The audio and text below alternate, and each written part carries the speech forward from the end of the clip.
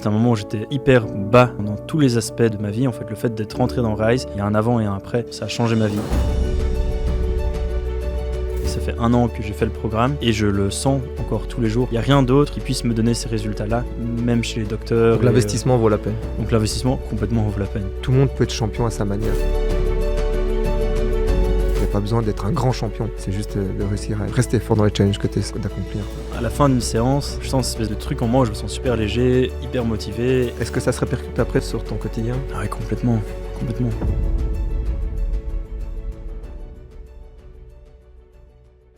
Bienvenue dans le podcast It's Time to Rise. C'est le 2e épisode aujourd'hui et j'accueille Raphaël qui est un client qui a suivi le programme Rise et qui est depuis devenu un ami.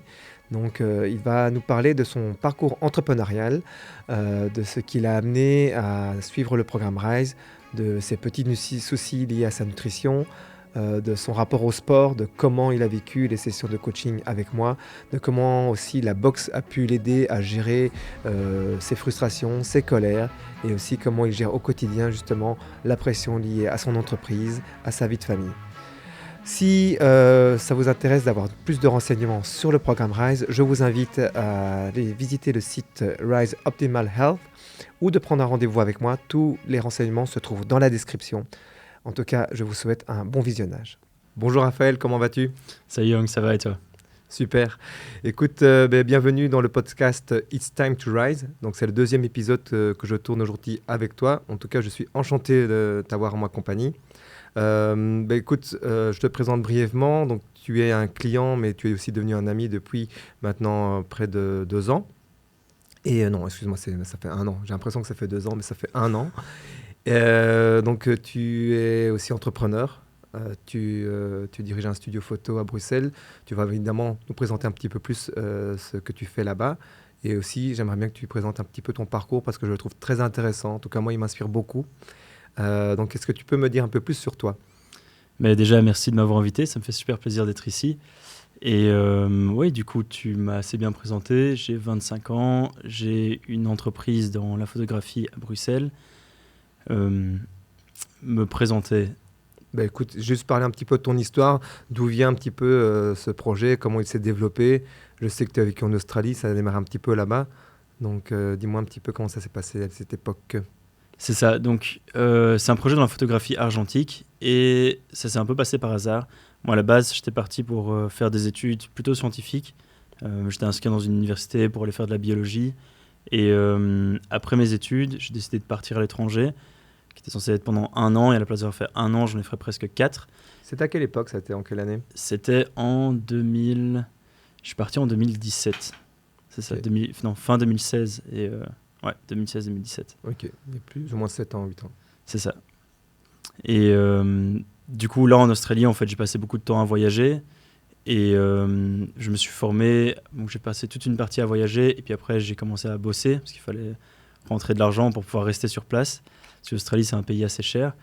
Et en travaillant, en fait, je me suis retrouvé dans un labo photo qui m'a en fait donné l'inspiration de lancer ma propre entreprise en rentrant par après en Belgique.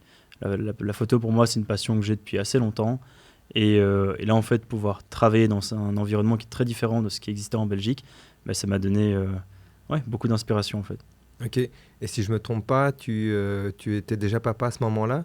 Est-ce que tu peux m'en dire un petit peu plus sur ce contexte-là aussi ? Parce que c'est quand même assez rare d'avoir limite 2 bébés en même temps, puisque tu as eu ton enfant, mais tu as eu aussi ce projet qui est né quasiment en parallèle. L'entreprise, c'est ça, ouais. On va à fond directement dans les détails sympas.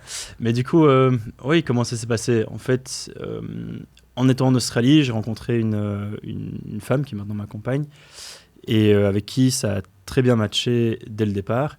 Et en fait, en étant en Australie, elle est tombée enceinte. C'était un truc qui n'était pas du tout prévu. Moi, j'avais 20 ans à l'époque.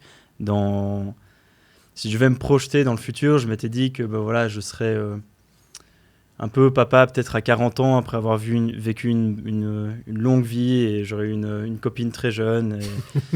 Je sais pas, je m'étais imaginé un truc comme ça et en fait pas du tout. À 20 ans, voilà, je me retrouve avec ça t'a ma un peu copine. coupé dans ton élan, dans la vision que tu avais de ta vie du coup ? Je pense, oui. Ça a beaucoup changé en tout cas de la façon dont je me projetais en fait. Il y a eu beaucoup de changements pour moi, le fait de de ne pas avoir fait d'études, par exemple. On avait beaucoup mis cette image sur moi de, ben voilà, Raph, il va faire des belles grandes études, ça va être génial, il va avoir Parce qu'il est malin. un background, ouais, j'imagine que ça devait être ça, parce qu'il va avoir un beau background scientifique, parce que c'est la science, quelque chose qui me passionne depuis super longtemps. Et ça s'est pas du tout passé comme ça. Donc déjà là, il y a eu un premier shift qui s'est fait. Et puis le jour où j'ai appris en fait que j'allais être papa, et je me souviens très bien de ce jour-là, j'étais pas chez moi, et je vivais dans une coloc, et ma copine m'appelle, elle me fait ouais Raph, voilà, j'ai quelque chose à t'annoncer, je suis enceinte. Et voilà, tout qui s'effondre d'un coup, comme ça. Pff, merde, qu'est-ce que je fais du coup? Et là, ça a été le deuxième shift en fait. Je me souviens que pendant toute la grossesse, je me pose la question de un peu comment ça va être. J'avais beaucoup de questions par rapport à ce que les gens allaient percevoir de moi. Ça, c'était très important pour moi à l'époque.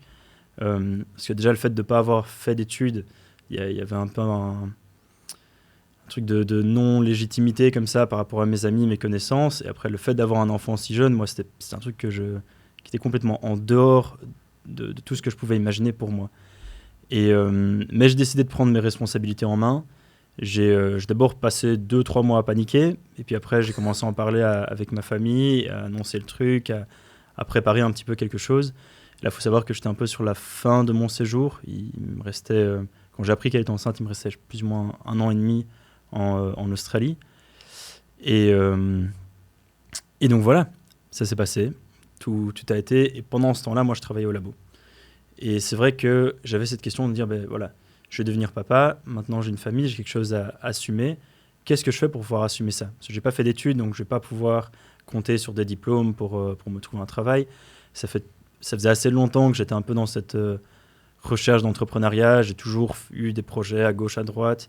Là, dans le labo photo, je ne travaillais pas comme employé. Je vendais un peu des services de digital marketing, je gérais les réseaux sociaux, je faisais j'ai amélioré leur site web en fait, et je voulais vraiment améliorer leur présence en ligne pour apporter plus de business. Ce qui a marché. Ça a super bien marché. On a eu une grosse progression là-dessus. Il y avait eu un gros Donc tu avais déjà appris un peu le métier avant même de démarrer ton entreprise en fait. Oui, c'est ça. Et je pense que le fait d'être à fond dedans, mais ça m'a donné encore plus cette fibre-là, quoi. Je testais tout, hein, donc je n'avais pas vraiment de connaissances. Mais ça te plaisait? Ça me plaisait, ouais. Je regardais avec des vidéos YouTube, des cours en ligne. J'étais aussi inscrit dans une école de business à Melbourne. C'est un truc plutôt pour le visa, mais il y avait quand même des trucs assez intéressants dedans. Mm-hmm. Et du coup, un jour, la question s'est posée de qu'est-ce qu'on fait? Donc voilà, on va avoir un enfant. Est-ce qu'on reste en Australie ou est-ce qu'on va autre part? Donc il y avait l'option Australie, l'option Indonésie, enfin Bali, et l'option Belgique. Et pour nous, en fait, le plus facile, c'était vraiment de retourner en Belgique, parce que là, moi, j'avais une base. J'ai pas de visa en Australie. Le fait de rester en Australie me coûtait extrêmement cher.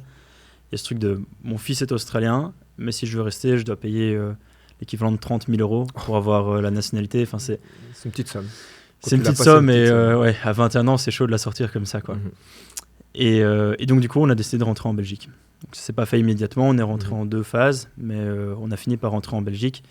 Et avant de rentrer en Belgique, j'en parle avec mon patron pour qui je travaillais dans le labo photo. Il me dit, écoute Raph, je pense qu'il y a moyen que tu fasses quelque chose de bien. Si c'est lui qui t'a lancé aussi l'idée, en fait. Et moi, j'y réfléchissais déjà. Ouais, j'avais déjà acheté un scanner, et puis lui est venu vers moi, il m'a dit, écoute, tu connais bien, moi je peux te former encore pendant les 6 derniers mois. Et comme ça, quand tu rentres en Belgique, avec tout ce que tu as appris chez nous et les techniques qu'on a développées ensemble, en fait, chez Film Never Die, il y a moyen de créer quelque chose de cool en Belgique. Donc je dis, let's go, on fait ça. Okay, donc c'est vraiment par sympathie qu'il a voulu faire ça pour toi? Ou est-ce qu'il avait une idée derrière la tête aussi Moi, je le connais bien, et donc je sais qu'il y a une partie vraiment sympathie. Je pense qu'on s'entendait très bien et qu'on avait des valeurs similaires, et qu'il a reconnu ça un peu en moi. Et puis c'est aussi un mec qui est fort avec ses business, et lui, à la base, ce qu'il voulait, c'est qu'on soit une franchise de son labo. C'est ça. Moi, je lui ai dit que je voulais pas faire ça, et donc... mais malgré ça, il a accepté de nous aider. Enfin, je dis nous parce que j'ai fini par le faire avec Cole. Qui est Cole? Cole, c'est un ami d'enfance. On se connaît depuis qu'on a 8 ans. Et lui, en fait, a eu un parcours un peu plus compliqué. Il a commencé des études. Et un jour, entre mes allers-retours entre Australie et Belgique, j'ai convaincu d'arrêter ses études et de venir me rejoindre et s'amuser en Australie, quoi. C'était quand même vachement plus fun. Okay, et il l'a fait, et on a bossé ensemble dans le labo, et on a lancé le projet ensemble en rentrant en Belgique. Ok, donc vous étiez associés au moment de démarrer? C'est ça, ouais. Parce que lui a toutes les capacités techniques, en fait. Ok, bon, ici maintenant, ton studio cartonne. Ton studio, oui, c'est un studio. Hein. Ouais, on peut dire studio, on peut dire labo. Hein. Le studio labo cartonne, il est situé à Bruxelles. Est-ce que tu peux m'expliquer, vite fait, selon toi, quelle a été vraiment l'origine de ce succès? Parce qu'en 3 ans, c'est quasiment devenu une référence belge, quoi. C'est ce qu'on espère, en tout cas. Et c'est ce qu'on a l'impression de ressentir. Mais voilà, c'est ça. Donc maintenant, ça fait presque 3 ans qu'on est lancé. Moi, je pense que ce qui a fait notre succès, c'est qu'on on a pris une approche différente de quelque chose qui existait déjà. C'est-à-dire on a le labo photo, c'est quelque chose qui existe depuis des dizaines d'années. Et on l'a en fait complètement modernisé. Et on a mis l'accent sur le client, sur la communauté, plutôt que sur la technique, mais il y avait vraiment un truc technique aussi.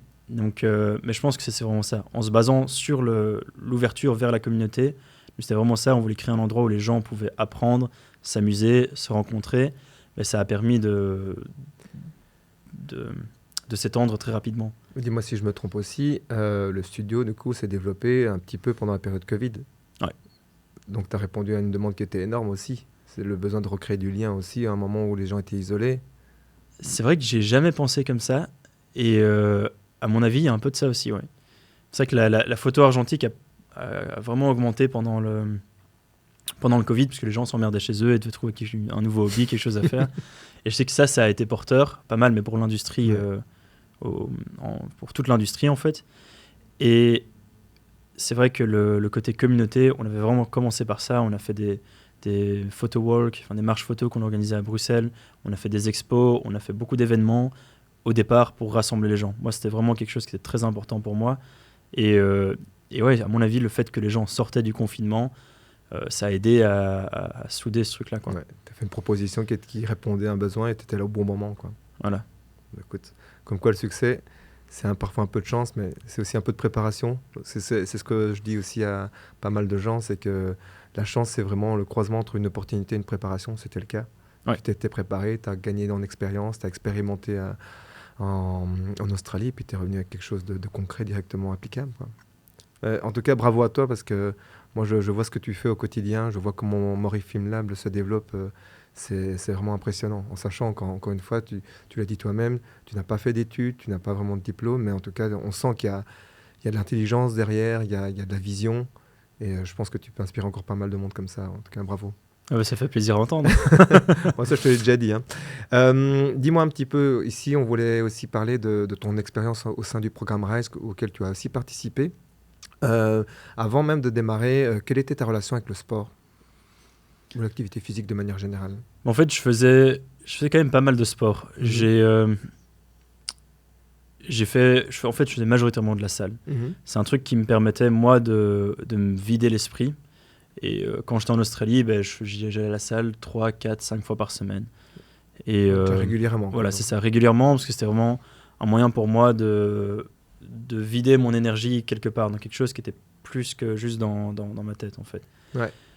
Et ça, oui, donc en fait, c'est quelque chose que tu étais déjà convaincu des bienfaits de l'activité physique que tu pratiquais régulièrement. Mais si je dis pas de bêtises, tu as un peu stoppé des suites de ton départ et tu n'as pas vraiment repris en Belgique, en fait. En fait, ce qui s'est passé, c'est que donc, j'avais cette régularité en Australie, mais c'était aussi parce que c'était hyper accessible. Il y avait des salles, il y avait 3 salles près de chez moi dans lesquelles j'avais un abonnement. Je pouvais y aller un peu quand je voulais, où je voulais. J'avais beaucoup de liberté. Une fois, quand je suis rentré en Belgique, j'étais à la campagne. Du coup, la seule salle qu'il y avait était un peu plus éloignée. Mais j'ai continué à y aller. En fait, en rentrant, j'ai maintenu mon sport. J'allais en général 3 fois par semaine. Et ça allait bien. J'ai fait des treks. J'ai quand même fait beaucoup de trucs autour du sport. Tu es quand même resté actif. C'est pas à ce moment-là qu'il y a eu cette coupe. Non, c'est vraiment le Covid en fait. Okay. Quand le Covid nous est tombé dessus, il y a eu le confinement et la salle a fermé. Ouais, c'est ça. Le gars il était bien sympa, il nous offrait des cours à domicile en visio. Mais moi, j'arrivais pas à voir ça en fait. Okay. J'avais besoin d'un espace. Je me dis voilà, là j'y vais pour m'entraîner. Je suis là, il y a le matériel, je m'entraîne. Chez moi en fait, surtout que voilà, il y avait Ezra, qui est mon fils, était tout jeune, qui demandait beaucoup d'attention. J'avais ma compagne qui galérait un peu avec le transfert Bah oui, bien sûr. Australie-Belgique, parce que c'est pas trop la même ambiance. Ouais, bien sûr. Et puis toute l'ambiance Covid, confinement, qui était pas top en fait. Ouais, ça c'est clair, mais ça, je pense que ça jouait sur le moral de plein de monde, ça on le Ouais. sait. C'est clair que ça a mis beaucoup de monde à l'arrêt et beaucoup de personnes n'ont pas repris vraiment et n'ont même pas encore récupéré vraiment, que ce soit émotionnellement ou physiquement. Hein. Ah ouais, complètement. Et tu peux me parler un petit peu de la période juste avant de démarrer Rise, comment tu étais émotionnellement, physiquement, et à quel moment du développement de ton entreprise tu te trouvais aussi à ce moment-là? Ouais, ça c'était la période un peu sombre. Enfin, Bah, c'est pour dire, c'est juste il y a 1 an et demi, hein, donc c'est juste début de l'année 2022. Hein. ouais, c'est même pas 1 an et demi en fait. Peut-être un peu moins. C'était Ouais. en septembre, donc ça fait. C'est ça. Hein. Ah oui, c'est juste, on a commencé en septembre, oui, t'as raison, donc ça fait moins d'1 an. Ok. Donc, Donc ça fait ici, ça fait un peu moins d'1 an, mais ça semble quand même assez loin. Mais en fait, je pense que ça vient d'un truc assez lointain. Ça faisait longtemps que j'avais des problèmes de reflux d'acide, de digestion. Je pense déjà depuis l'Australie, si je me souviens bien, mais c'était pas constant là-bas. C'est de temps en temps quand je faisais trop d'efforts physiques, que je me reposais pas assez, que je mangeais certaines choses, je savais pas trop. Mais en fait, le fait d'avoir tout d'un coup en Belgique, le fait de construire l'entreprise, d'avoir à gérer mon fils, ma compagne, tout en même temps en fait, plus le fait que mon entreprise grandisse extrêmement rapidement, j'ai dû prendre des employés, gérer les conflits entre associés, le fait de voilà, où est-ce qu'on va, comment est-ce qu'on prend la décision, apprendre à m'entourer, j'ai dû tout faire un peu d'un coup. Et moi, ça m'a vraiment beaucoup stressé. Alors, je le sentais pas, vraiment, je suis pas quelqu'un de stressé, mais mon corps le ressentait vraiment. C'est ça. Et ça, couplé avec le fait que je faisais plus de sport du tout, parce que j'étais occupé à d'autres choses et qu'il n'y avait plus trop l'accès et que j'étais tout le temps en voiture à faire des allers-retours, mais mon corps, en fait, a dit stop, quoi. Et pendant plusieurs mois, avant que je commence Rise, j'arrivais plus à dormir, j'arrivais plus à manger, j'ai des énormes problèmes de digestion. Le soir, quand je me couchais, en fait, je me réveillais la nuit parce que j'avais du reflux d'acide qui me brûlait, quoi. Ça a duré combien de temps cette période entre ces moments où c'était vraiment installé de manière récurrente et au moment où ça a vraiment atteint un pic? Plusieurs mois. Okay. Plusieurs mois. Je ne saurais plus dire exactement combien. Ce que je me souviens, c'est que j'étais chez un ami à un moment et que sa maman, responsable d'un grand hôpital en Belgique, m'avait donné des bonbons. Non, c'est les inhibiteurs à la pompe à protons, un truc comme ça, pour stopper le reflus.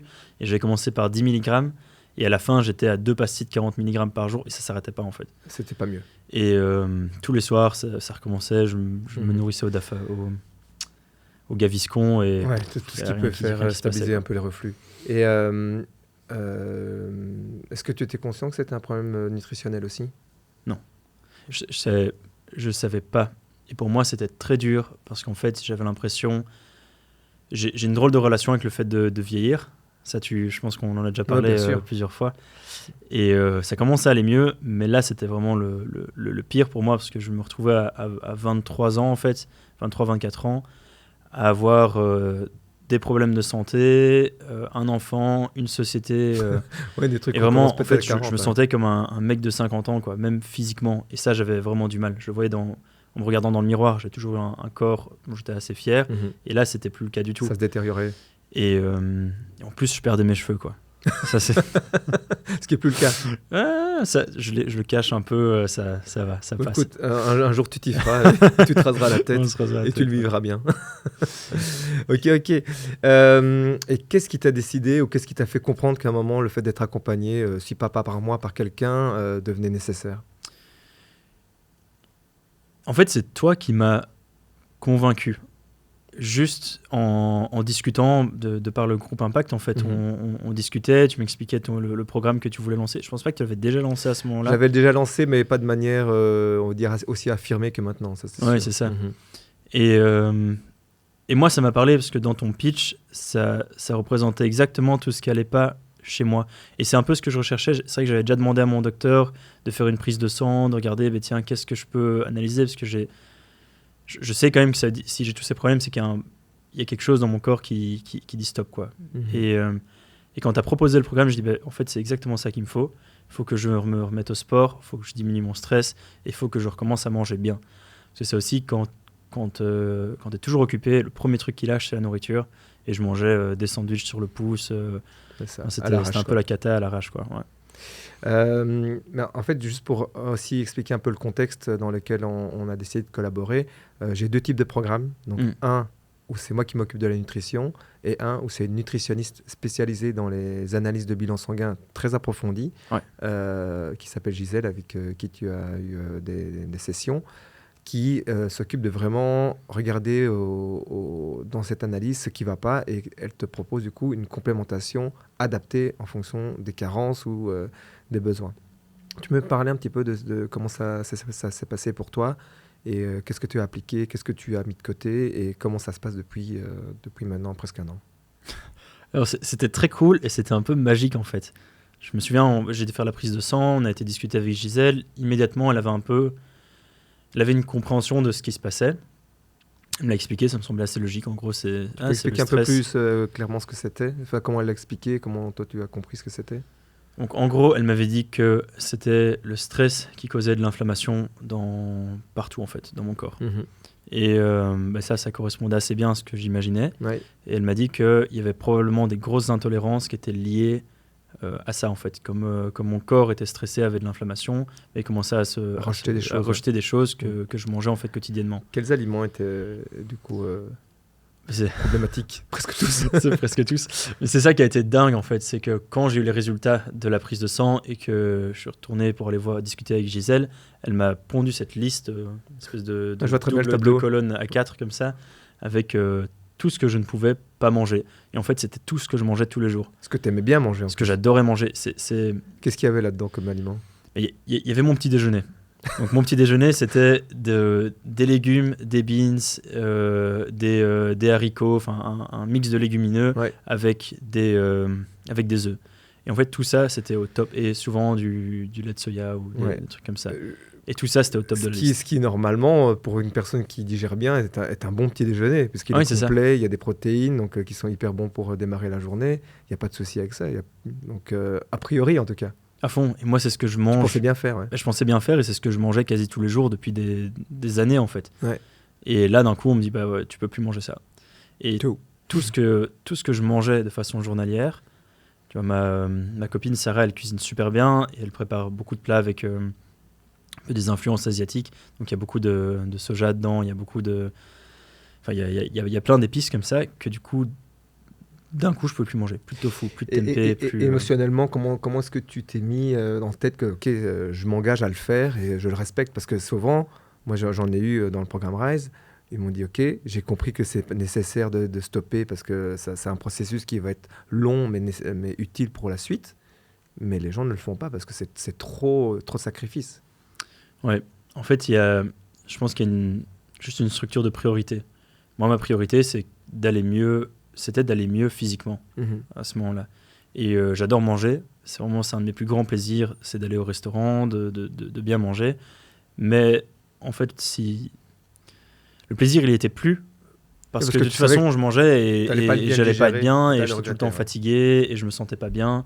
Et donc voilà, c'était juste une priorité pour moi en fait. Il fallait que j'aille mieux parce que sinon tout le reste, c'est ça que quand mon moi physique ne va pas bien, c'est tout le reste autour qui prend cher. C'est la famille, c'est l'entreprise, c'est mon mental.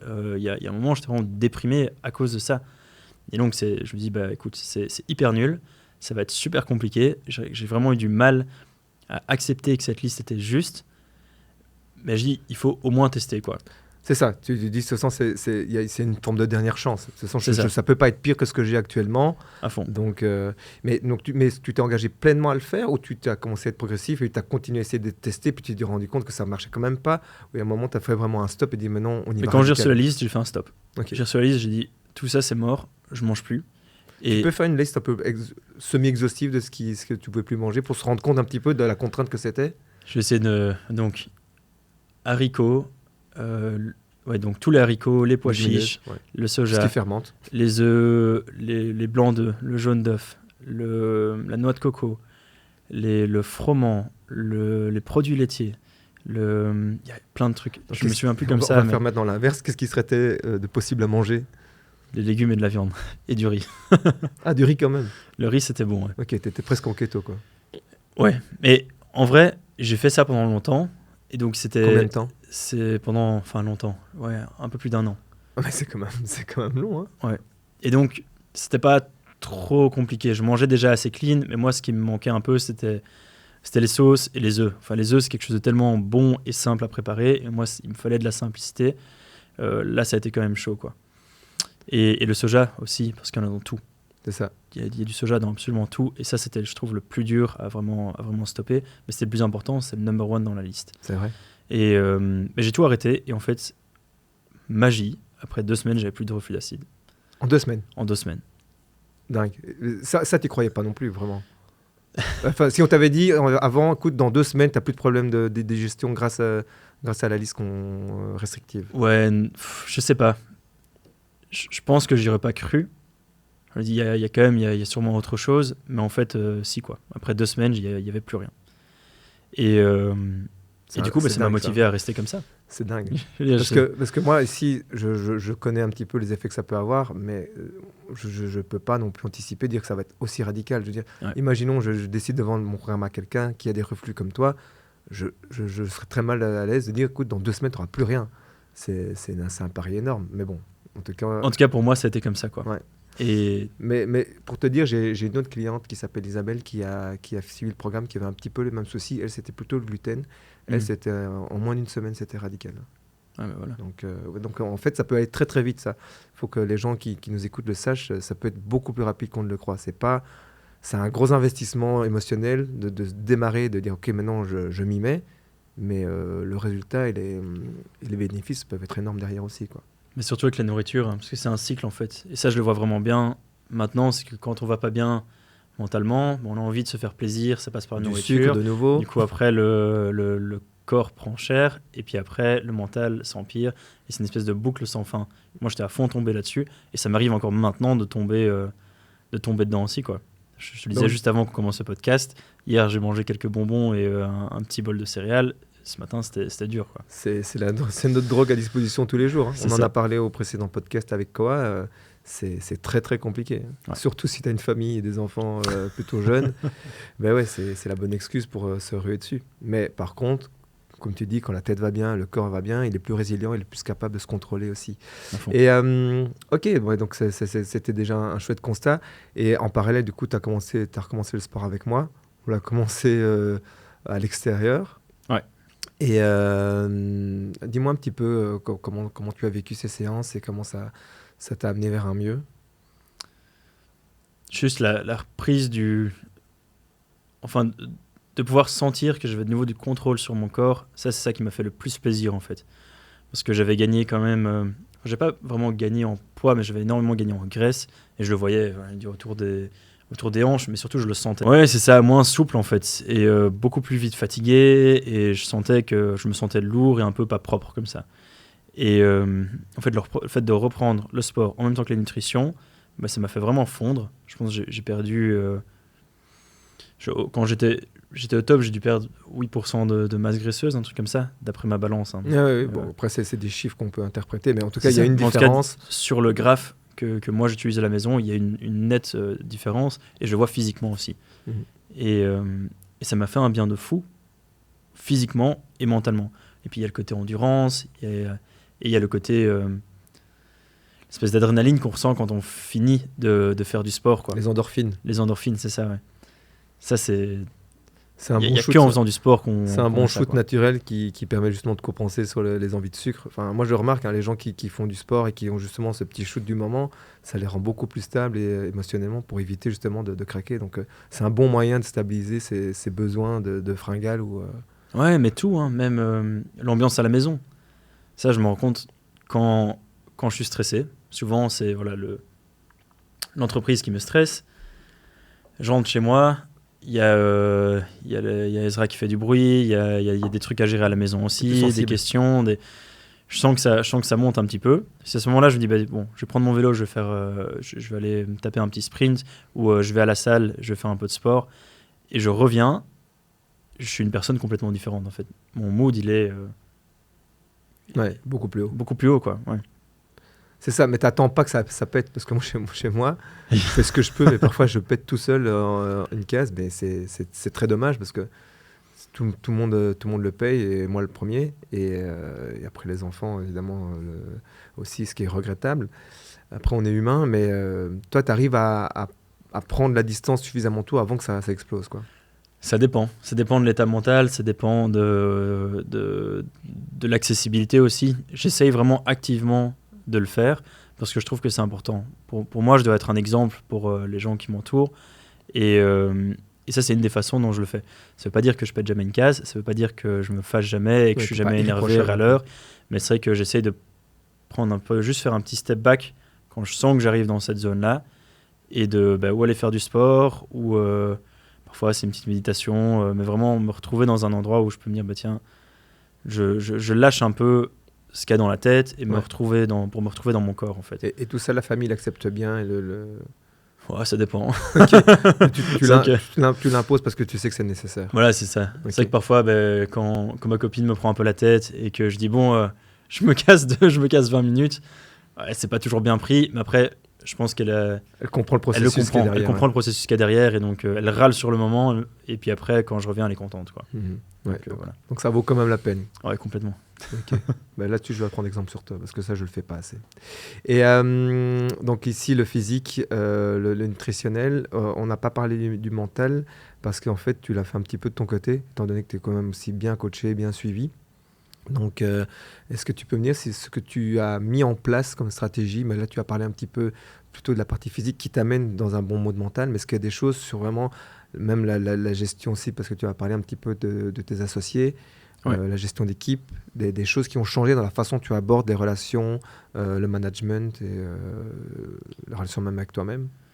Oui, en fait, c'est un peu cette quête d'apprentissage constant où j'ai toujours envie de faire mieux.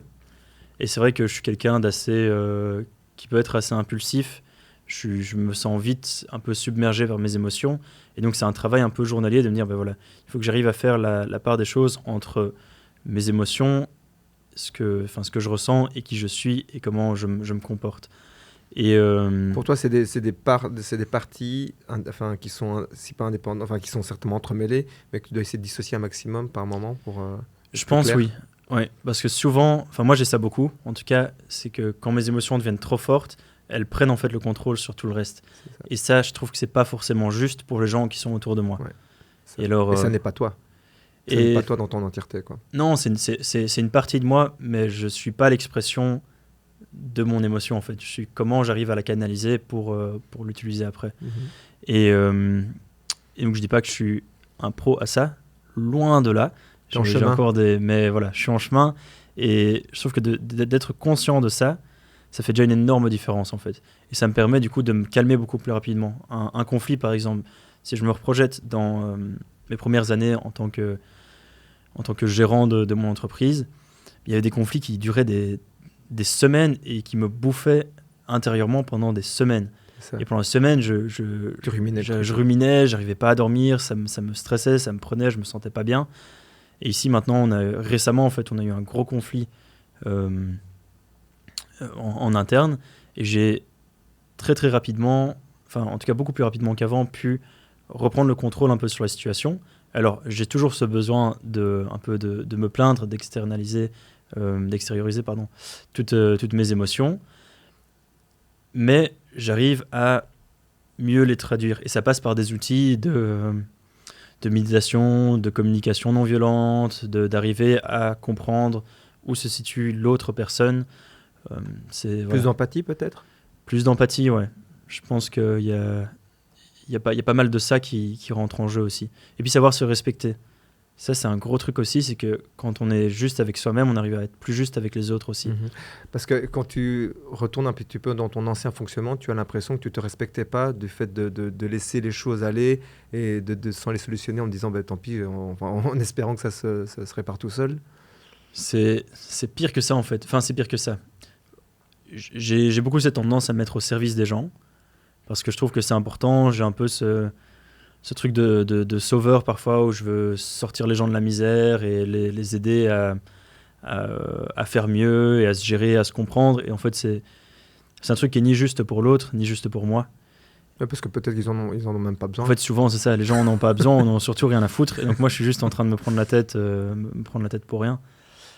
Et du coup, je sais plus où j'allais avec cette pensée-là. Mais dire que tu te respectais pas en agissant de cette manière. C'est ça, en fait. Du coup, je mettais beaucoup de mon énergie à essayer de satisfaire les autres. Et en fait, ça crée juste énormément de frustration, Chez toi. énormément d'attentes. Et chez moi, ça allait pas. Mais alors, ça empirait la relation avec les autres. Je dis, je vis un peu à travers ce que l'autre perçoit ce que j'aimerais que l'autre perçoive. Mm-hmm. Et ça se passe pas du tout comme ça. C'est ça. Et donc là, maintenant, tu agis de manière beaucoup plus simple, dans le sens où tu ne laisses pas cette situation s'installer. Et tu évites d'anticiper des attentes qui n'existent pas. C'est ça. Et j'essaye surtout de rester droit et juste avec moi-même. C'est ça. En fait, c'est ça le point de départ. C'est Ouais. d'être très centré, en fait. Je pense que c'est ça, ouais. C'est un peu le... Pas égoïste, mais centré. Parce que c'est deux choses différentes. Parce qu'on pourrait dire être auto-centré, c'est très égoïste. Ouais. C'est pas égoïste. C'est pas égoïste parce qu'en fait, ça permet aux autres d'être plus dans leur justesse aussi. Quand on est centré, en fait, on laisse l'espace aux autres à être centrés aussi.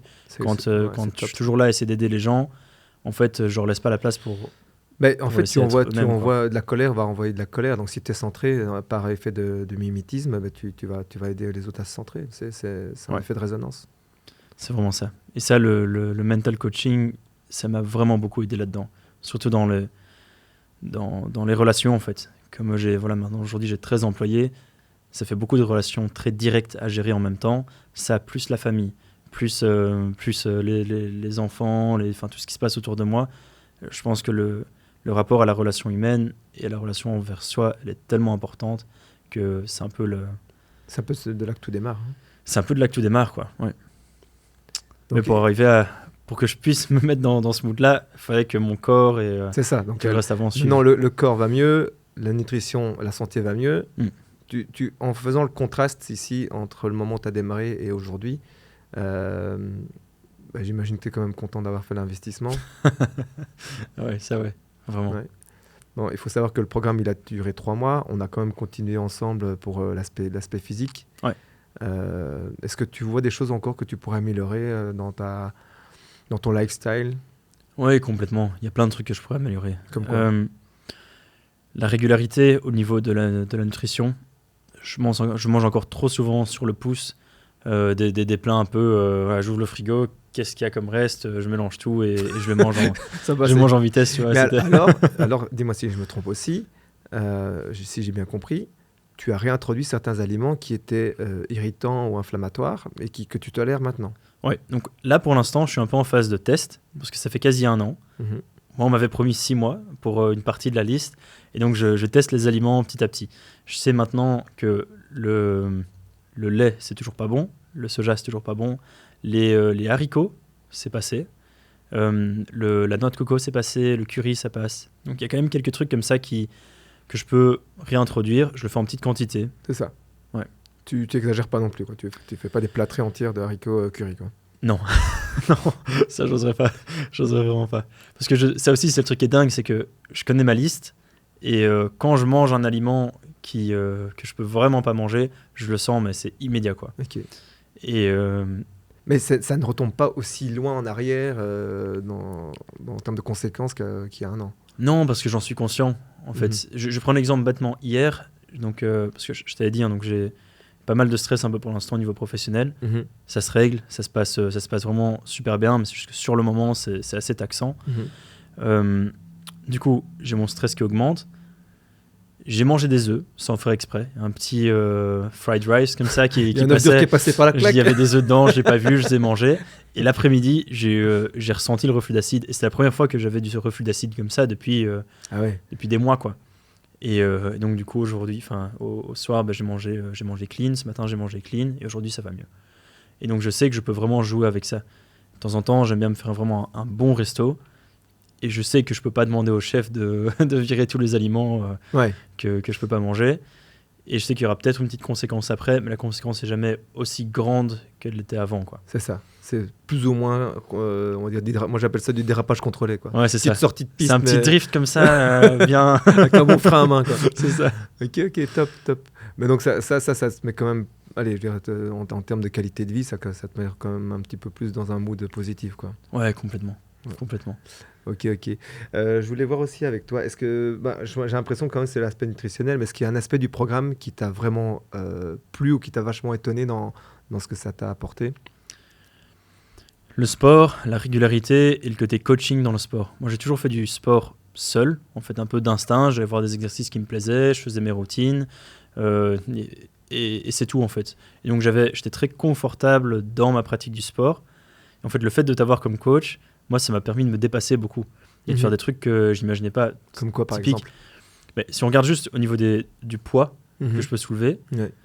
quand je suis tout seul, j'y vais tranquille. Je vais jusqu'à ce que j'y arrive plus, mais c'est des poids assez light, quoi.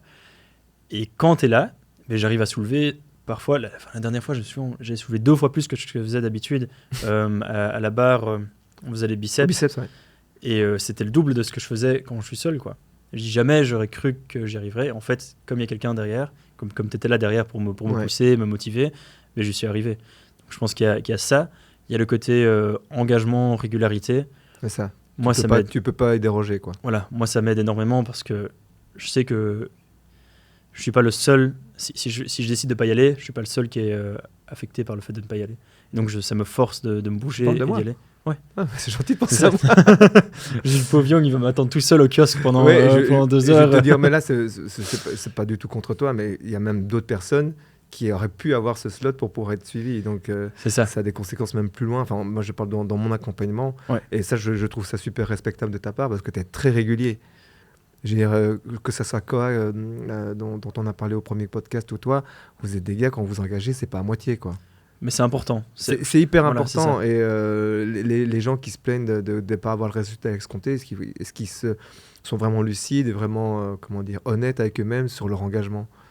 Et moi, les meilleurs résultats, c'est des gens qui font confiance à 100% à ce que je propose et qui respectent à 100% ce qui est proposé, ça c'est clair. Mais c'est important. Toi, tu te positionnes un peu comme maître dans ce truc-là. Le sensei. Enfin, c'est ça, le sensei. T'as toutes les connaissances. Je sais que je peux te faire 100% confiance là-dedans.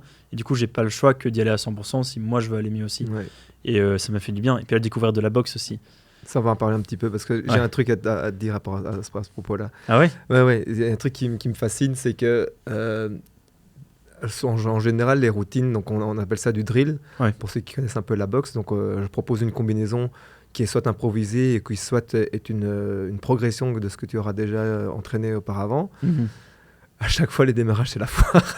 Ah ouais, complètement. C'est la foire parce que y a plus. Alors, moi, c'est ce que j'observe. Après, tu me diras si j'ai raison ou si il y a d'autres choses.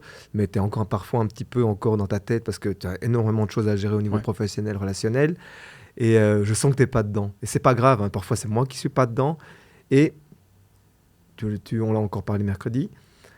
Il y a toujours un moment où tu rentres dans une forme de zone. On appelle ça la zone en basket, on appelle ça le flow plus généralement. Où tout est coulant et on voit, tu as le regard fixe et tu es dedans, quoi. Il n'y a plus rien d'autre que toi et moi et la boxe. Et ça, je trouve ça génial. C'est un moment où on est à deux, mais c'est une forme de synergie, de symbiose qu'on arrive à avoir. Et c'est hyper satisfaisant parce que c'est juste bien, c'est au moment où ça s'arrête et puis poum. Voilà, là, on est au top du bien-être, quoi. C'est vraiment ça. Et moi, c'est ça que je viens chercher là-dedans. J'ai fait... tu vois, on a fait une pause là, pendant un mois au niveau du sport parce que ça se mettait plus trop par rapport au pro et j'ai fait de l'escalade à la place. Super chouette l'escalade, mais je retrouvais pour moi ce truc.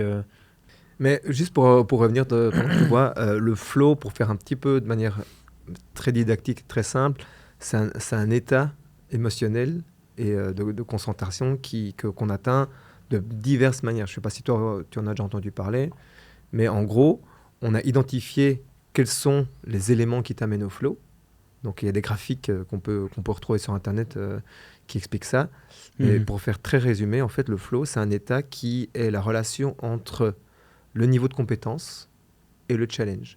Si ton niveau de compétence est bas mais que le challenge est haut, ton flow peut pas se développer parce que tu n'arrives pas en fait à accomplir la tâche ou à surmonter l'épreuve qu'on te propose de surmonter. Ouais. À l'inverse, si ton niveau de capacité est haut mais que le niveau de challenge est bas, exemple, je sais pas moi, je suis champion de basket et je vais jouer contre des mecs qui ont 5 ou 7 ans.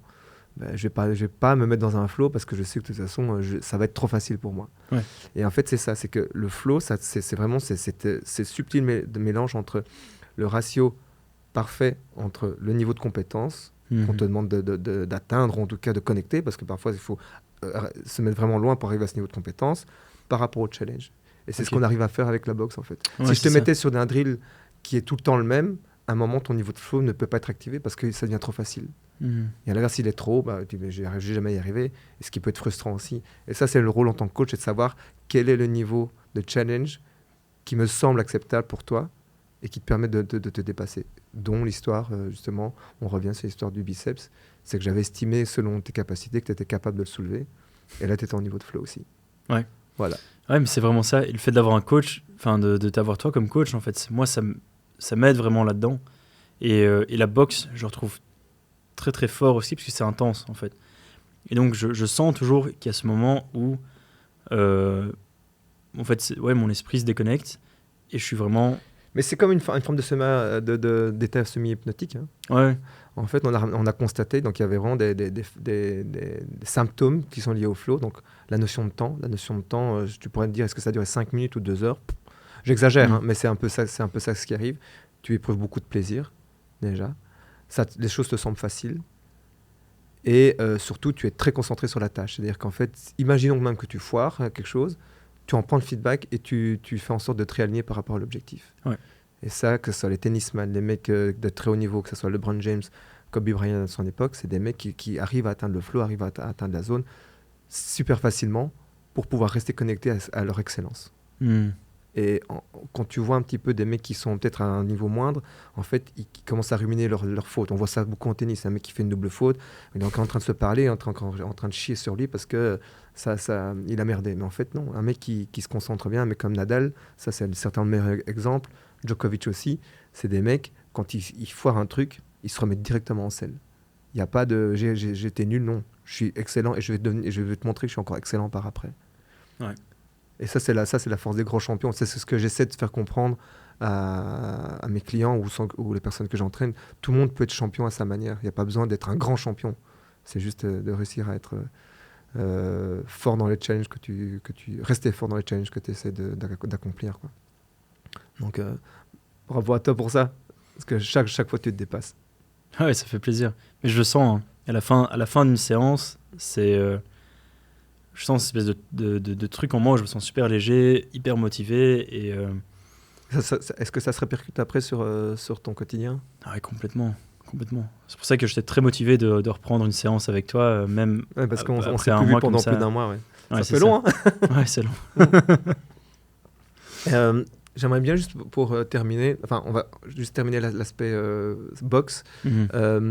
Le rapport que tu as au sport de combat, moi j'ai pratiqué le judo à très haut niveau, mais parce que tu avais déjà un petit peu boxé vite fait comme ça auparavant, ou c'était quelque chose qui te parlait de taper, d'extérioriser ta colère ou ta violence sur quelque chose de plutôt neutre, plutôt que sur quelqu'un? Ouais, c'est ça, idéalement pas sur quelqu'un, mais non, moi j'avais jamais fait ça. Mais c'est vrai que je sentais que c'était quelque chose qui allait être bon pour moi, parce que voilà, j'ai parfois beaucoup pas de la violence, mais d'agressivité en moi, parce que c'est de la frustration qui se transforme. Et en fait, je pense que l'un des déclencheurs aussi, c'est que je m'étais fait agresser un peu avant qu'on commence, en fait. Donc ça, quand tu m'as proposé la boxe, cela je l'ai vu en fait. En me faisant agresser, en fait, je me suis battu avec les gars qui ont essayé de me voler mes affaires. C'était pas super smart, mais voilà, je me suis retrouvé dans ce mood-là. Et je me dis, là, il y a peut-être quelque chose à sortir, mais d'une façon un peu plus saine que d'aller taper sur des gens random qui essayent de me voler mon sac, quoi. Donc, t'as quand même dû te défendre, c'était pas juste quelqu'un qui te demandait l'heure, quoi. Ouais, mais j'aurais pu récupérer mon sac et en rester là, et je l'ai pas fait. Okay. Et donc voilà. Et la boxe, en fait, c'est ça, c'est que ça me permet de sortir aussi, parce que comme c'est très intense au niveau physique, ça ressort tout ce qui est bloqué en moi, en fait. Ouais. Et je sens même parfois chez moi, je suis devant le miroir et je fais comment tu dis, du shadow. Shadow, ouais. C'est ça. Et même juste ça me fait du bien, quoi. C'est Après, ça. je me sens C'est tout... extérioriser une forme si pas de la haine, mais une forme de violence ou de frustration sur quelque chose de neutre et qui te permet de revenir un petit peu. On reparle de nouveau de ce centrage, quoi. Ouais, c'est ça. En tout cas, c'est de l'énergie qui doit sortir et là, je la sors bien quand c'est comme ça. Ouais. Moi, j'aimerais bien encore revenir là-dessus, de vraiment inviter toutes les personnes qui nous écoutent à s'initier, alors si pas à la boxe, à un sport de combat, à un art martial, qui les confronte à leur propre peur, à leur propre capacité physique, parce que c'est quelque chose qui peut être très développant aussi. Moi, j'étais quelqu'un de très timide. En plus, comme tu peux le remarquer, je ne suis pas de très très grand. J'étais quelqu'un d'assez introverti, donc le judo m'a énormément aidé à gagner en confiance en moi.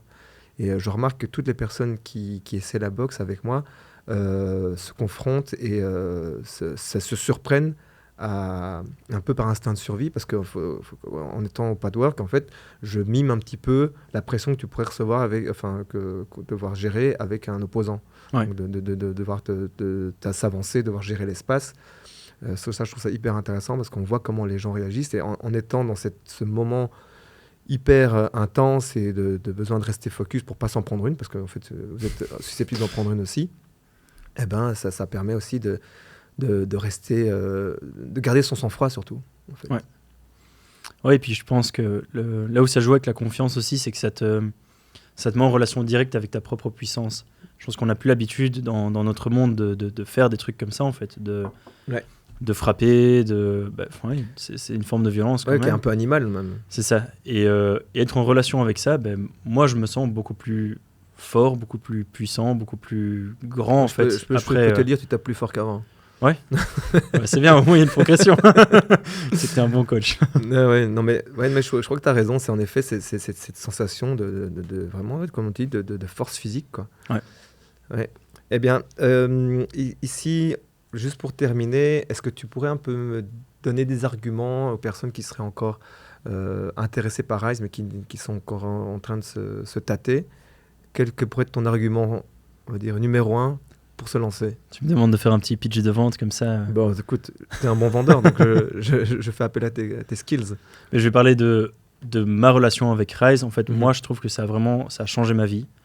Et c'est un moment où j'étais hyper bas dans tous les aspects de ma vie. En fait, le fait d'être rentré dans Rise, il y a un avant et un après. Et même maintenant, ça fait 1 an que j'ai fait le programme. Et je le sens encore tous les jours. Ouais, tu as encore des bénéfices que tu arrives à appliquer au quotidien, ou des lignes de conduite que tu t'imposes ou que oui, complètement. tu suis. Tout ce que j'ai appris en faisant Rise, ça reste avec moi. Et là, je suis même au point de me dire, il y a un moment où j'aimerais bien refaire le programme pour voir un peu la progression qu'il y a eu au niveau analyse sanguine et tout. Ouais. Et je trouve que voilà, ça vaut tellement le coup. Il y a rien d'autre, en tout cas que j'avais rien trouvé d'autre qui puisse me donner ces résultats-là auparavant. Même chez les docteurs. Donc l'investissement vaut la peine. Donc l'investissement complètement vaut la peine. Ah oui, c'est un peu... Super. Écoute, merci pour ton témoignage, parce que ça me conforte encore dans l'idée que je suis sur la bonne voie, et que je continue évidemment à essayer d'améliorer en termes de livraison, en termes de process. Moi, je suis un jeune entrepreneur par rapport à toi. En termes de vision, d'état d'esprit, j'apprends aussi à tes côtés. Donc, merci aussi pour ça. Et un petit jeu que j'ai proposé la fois passée, ce serait de prendre l'acronyme RISE. D'accord ? Donc, pour rappel, je vais vraiment essayer d'améliorer mon anglais. Ouais. Donc, Rebuild your inner source of energy. Okay. Est-ce que tu pourrais toi-même reprendre les lettres R-I-S-E et remettre toi-même ton propre acronyme en fonction de ton expérience, en fonction de comment toi tu sens les choses? Oula, ça, là tu me poses un truc je te comme prends ça. de cours. Donc, c'est ça, RISE. Avec du français, avec de l'anglais. L'indonésien, ça risque de moins bien marcher par contre. Ouais, mais en fait, je veux dire, c'est hyper con, mais l'acronyme que toi tu as donné, c'est un peu... Il est parfait. Il tombe juste bien. En tout cas, pour moi, il tombe juste bien parce que c'était ça que je cherchais. Ouais. Je devais récupérer l'énergie, j'en avais plus nulle part, et le fait d'avoir fait Rise, ça m'a permis de réactiver tout ça, quoi. Ouais. C'est ça. C'est que ça n'était pas si mal trouvé. Non, mais écoute, si tu trouves que ça catch bien, ben, parfait. J'aimerais juste, avant de terminer, c'est quand même dire, il ne faut pas attendre d'être au fond du gouffre pour s'y mettre, quoi. Ouais. Je pense qu'en effet, quand on n'a plus le choix, ben voilà, certainement l'instinct de survie ou le besoin est plus marquant, et donc on se décide peut-être un peu plus vite. Mais moi, j'estime que je reviens encore toujours sur cette image de sportif de haut niveau. On peut être dans un très très bon état et avoir mais sentir que ça stagne, quoi. C'est quoi qui me permet de passer le step supérieur? Ben, c'est les petits détails.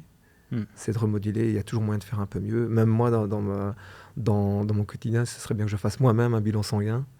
Je n'ai plus fait depuis au moins 1 an. Donc, de voir un petit peu où ça en est, je pense que ça vaut la peine de le faire de manière régulière et de faire appel à des experts. Parce que même moi, pour ça, je suis formé. Lire un bilan sanguin, c'est pas donné à tout le monde. Non, c'est clair. Donc, merci à ça, à Gisèle. D'ailleurs, j'aimerais bien l'inviter à l'occasion pour qu'elle parle un petit peu de son expertise, parce qu'elle a vraiment beaucoup à nous apprendre. Ouais, vraiment, vraiment. Voilà. Bah, écoute, on termine le podcast comme ça aujourd'hui. Merci pour ton témoignage. Merci pour toute ton histoire que je trouve une nouvelle fois très inspirante. J'espère qu'elle inspirera aussi les gens. Et on se retrouve bientôt pour les entraînements. À fond, lundi.